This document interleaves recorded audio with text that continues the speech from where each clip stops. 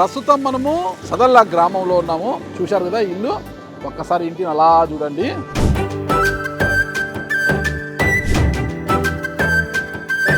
ఈ ఇంట్లో ఉంటున్న వ్యక్తి పేరు ఎన్ వేణుగోపాల్ రెడ్డి.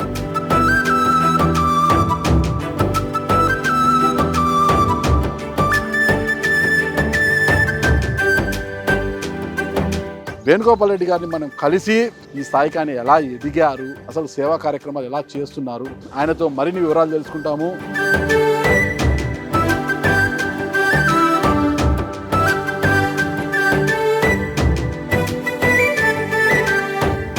ఎలా వచ్చింది ఇంత సక్సెస్ మీకు? లేదండి, చాలా కష్టపడ్డాను నేను. పూలమ్మారా, పాలమ్మారా? చాలా కష్టపడ్డాను. 2005లో జర్నీ స్టార్ట్ చేసిన పర్సన్స్ కూడా ఇప్పుడు నాతో పార్ట్నర్షిప్ చేస్తున్నారు. ఎన్విఆర్ అనేది ఒక స్వచ్ఛంద సంస్థ.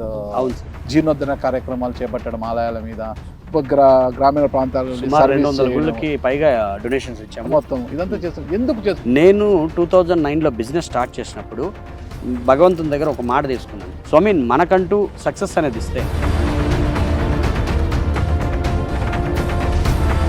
సినిమా రిలీజ్ ముందు ప్రీ రిలీజ్ అని ఉంటుంది కదా, అట్లా ఈ సర్వీసెస్ మార్గంలో రాజకీయ ముసుగు కప్పుకొని వస్తున్నారు, రాజకీయాలకు రావాలని. అది నో సినిమాటిక్ నథింగ్. ఇది కాదు, ఎలక్షన్లు అయిన తర్వాత కూడా వేణుగోపాల్ రెడ్డి ఇలాగే ఉంటాడు.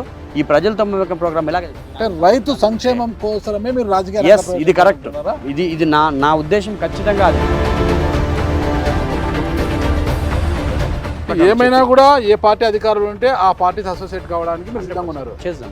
గవర్నమెంట్తో అసోసియేట్ అయ్యి పనిచేయాలని ఉంది, కానీ అధికారాన్ని పంచుకోవాలనేది లేదు. అధికారం పంచుకునే అవకాశం వస్తే ఖచ్చితంగా పంచుకుంటాం.